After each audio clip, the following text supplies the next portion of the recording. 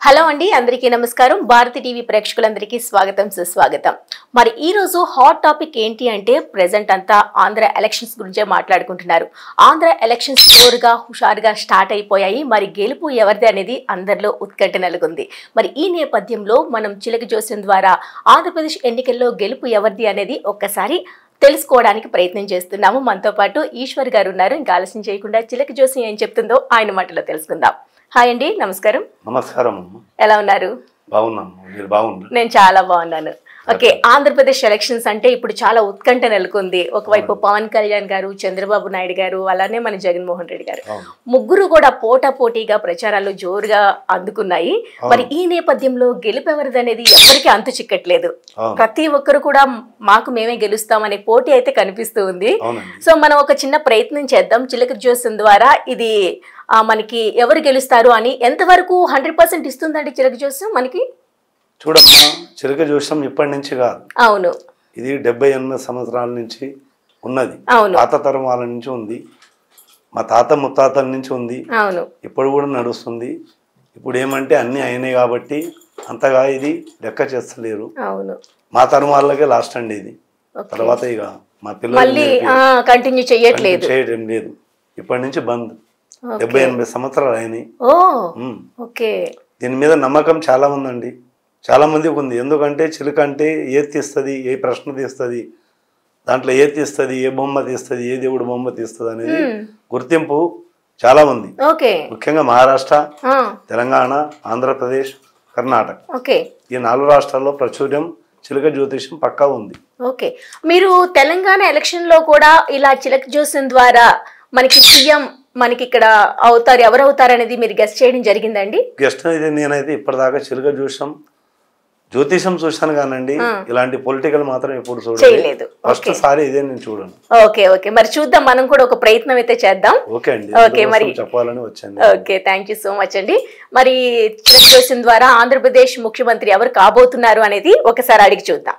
Okay, దా బాబు రమేష్, ఆంధ్రప్రదేశ్ ఎన్నికలు జరగబోయేది అయ్యే సీఎం ఎవరు?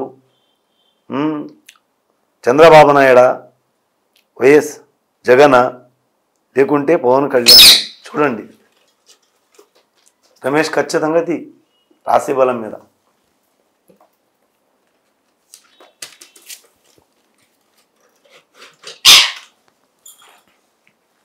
చూద్దాం ఒక్కసారి ఏమొచ్చిందో. కనకదుర్గమ్మ, దుర్గాదేవి, అఖిలాండేశ్వరి కరెక్ట్గా వచ్చిందండి. ఇది మనకు దేనికి సంకేతం?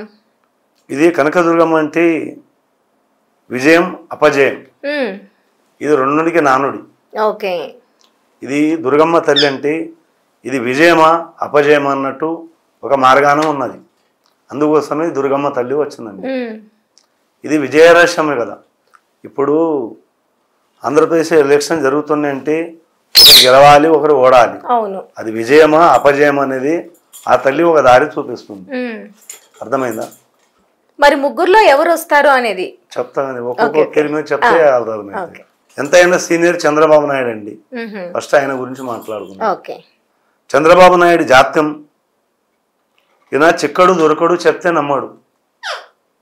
తన మనసుకు నచ్చిన పని చేస్తాడు కానీ ఒకరు చెప్పిన పని అయితే చేయడండి.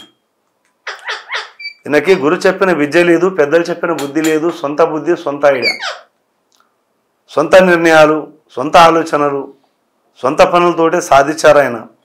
చిన్నప్పటి నుంచి ఆయన తెలివి తేటలు, జ్ఞానం, బుద్ధి అంతు చిక్కని మనిషి. ఆయన సామాన్యంగా ఒకరి లేక వాగుడుకాయ మాట ఆయన దగ్గర లేదు.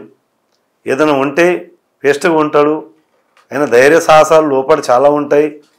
చేయాలనుకున్న పనులు తన మనసులో పెట్టుకుంటే ఖచ్చితంగా చేసి తీరుతాడు. ఇప్పటికి 3 సార్లు అయిన సీఎం ఈయనని, ఇంకా కాబోయే సీఎం కూడా ఈయనని. గ్యారంటీ ఖచ్చితంగా చెప్పేస్తుంది. 180% పక్కా అవుతుంది. ఈ రాశికి ఈయనకి వస్తుంది రాశి కరెక్ట్గా మాత్రం కృత్తిక నక్షత్రం, 2వ పాదం, రాక్షస గణం. ఈయనది వృషభ రాశి అవుతుందండి. ఇప్పుడు 74 సంవత్సరాలు ఈయనకి. అని పుట్టిన నక్షత్రం ఆయన లెక్క. ఇప్పుడు వృషభ రాశికి ఆయన బలబలాలు బాగున్నాయి. ఏదో ఒక రౌండ్గా మాత్రం ఆయన కవరప్ చేసుకునేది ఉంది. గెలిచే అవకాశాలు అయితే 180% కనిపిస్తుంది, బాబుకే ఉంది, గ్యారంటీగా అవుతుంది. వైఎస్ జగన్ చూడండి, ఈయన జన్మజాతకరీత్యా చూడు మకర రాశి, మకర పట్టు ఎక్కువ ఉంటుందండి అనేది. తన పట్టే గెలవాలంటాడు, ఒకరి పెట్టు గెలవాలని పిచ్చేటోడు కాదు. మొండి మనిషి, జిద్దు మనిషి, తనదే గెలవాలంటాడు. ధైర్యం బాగుంది ఆయనకి. పలుకుబడి, మాట తీరు, మంచితనం, చెడుతనం రెండు ఉన్నాయి. ఇప్పుడు ప్రజలకు ఇచ్చిన హామీ చేసిండా లేదనేది మనకు ఒక లెక్కన ఉన్నా కానీ ఆయన లెక్కన మాత్రం ఆయన వచ్చే ఛాన్స్ లేదు. ఖచ్చితంగా లేదంటే ఈయన చేసిన నిర్ణయాలు, ఈయన చేసే పనులు, ఈయన లెక్కలు చూస్తే నేను వ్యతిరేకంగా మాట్లాడతలేదనండి. ఆయన ధర్మశాస్త్రాలు ఉండొచ్చు, వాళ్ళ తండ్రి ద్వారా వారసత్వం ద్వారా ఆయన ఉపయోగమైంది, కానీ బాబు ఉన్నంత మేధావి తత్వం ఈయనకి లేదు. అలా ఉంది ఈయన జాతకం. ఈయన మాత్రం అపజయం మాత్రం తప్పదు, గెలుస్తా అంటుండు కానీ ఇది కాదు. ఇది ముమ్మాటికి నిజం. చిలుక జోష్యం అబద్ధం కాదు, నా ఈశ్వర మాట అబద్ధం కాదు.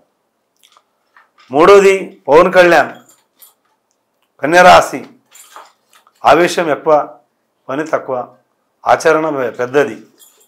తన ఆచరణతోటి పని చేస్తాడు, ఒకరి ఆచరణతోటి పని చేస్తాడు కాదు. కానీ మొండి వైఖరి, పట్టుదల చాలా గొప్పగానే ఉంది. కానీ ముందు ఛాన్స్ ఉంది, కానీ ఇప్పుడైతే లేదు. ఏదో పొత్తు ద్వారా కలిసి అలా నడుస్తుందంటే ఏదో తన కర్తవ్యం తను నిర్వహించాలి. ఇప్పుడు వయసు దిగుతుంది కాబట్టి కొంచెం నిమ్మలంగా డెవలప్ కావాలనేది ఆలోచన ఆయనకు ఉంది. కానీ ఒకరికి తీసేటోడు కాదు, ఆయన కోపం వస్తే మాత్రం ఎవరికి ఆగేటోడు కాదు.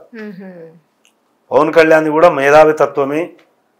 ఈ ముగ్గురులో మాత్రం నెంబర్ 1 స్థానం అయితే బాగుండే ఉందండి. ఎందుకంటే గ్రహ బలాలు బాగున్నాయి, ఆయన తెలివి బాగుంది, జనరల్ నాలెడ్జ్ బాగుంది. ఈ సంవత్సరం గెలుస్తాడు.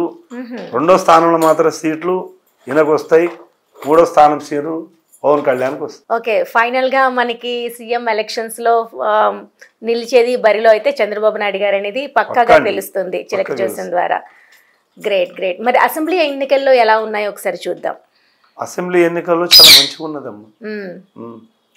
కొన్ని గొడవలు కిరికిరులు వచ్చినా అది తారాస్థాయి చేరవు, నిమ్మలంగానే జరుగుతాయి.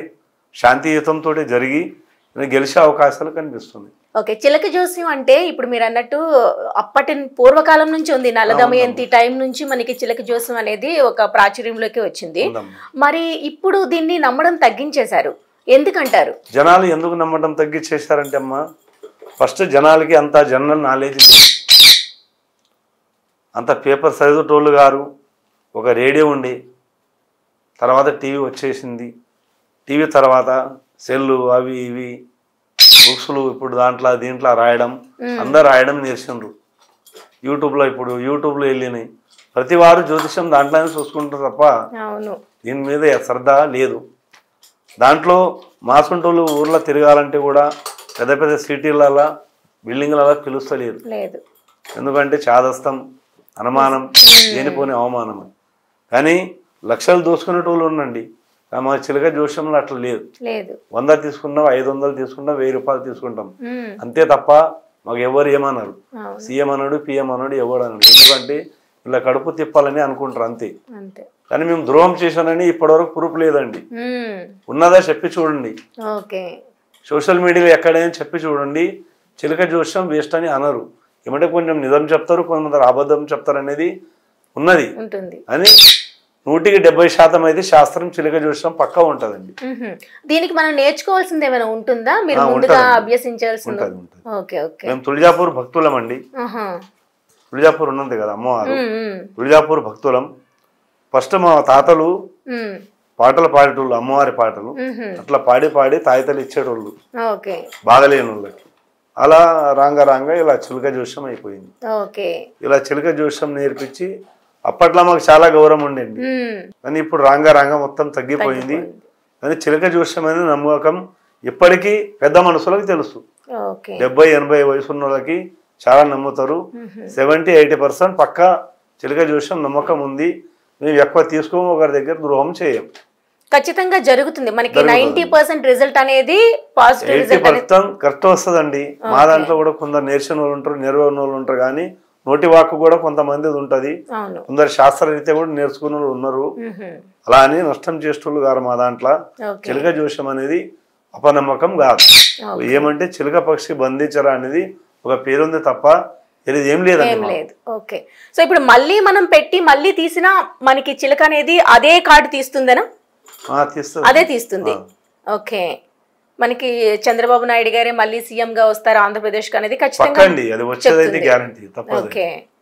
ఇదే ఫస్ట్ సారి చెప్పడం నేను ఎవరికి ఎవరి మీద జ్యోతిషం చెప్పాలి ఏం లే, ఖాళీ జ్యోతిషాలు చెప్తాను పేరు బలం మీద. కానీ 12 రాసులు, 27 నక్షత్రాలు, 104 పాదాలు, జన్మజాతకంలో అట్లా రాసి పేరు ప్రకారం చెప్తా, హ్యాండ్ ప్రకారం చెప్తా, ముఖ కవళిక చెప్తా, అన్ని రకాలుగా చెప్తా. కానీ పంచాంశు చెప్తా, గవ్వలేసి చూస్తా. కానీ ఇలా మాత్రం నేను ఫస్ట్ రావడం ఇది. అవును. నేను రాజకీయ పరంగా సోషల్ మీడియా తరపున మాట్లాడడం ఇదే ఫస్ట్ సారి చెప్పడం. చూద్దాం, వెయిట్ చేద్దాం. సో చూసారు కదా, మనకి చిలక జోస్యం చెప్పేస్తుంది చక్కగా. మనకి ముగ్గురు పోటీ చేసినప్పటికీ చంద్రబాబు నాయుడు గారు మరొక్కసారి ఆధిపత్యంలోకి వస్తారని చెప్పేసి చిలక జోస్యం చెప్తుంది. మరి కొన్ని రోజుల్లో తెలిసిపోతుంది కదా, wait and see. Thank you so much అండి. ఈరోజు మా స్టూడియోకి వచ్చి ఈరోజు చిలక జోస్యం ఇంత చక్కగా వివరించినందుకు ధన్యవాదాలు. నమస్కారం.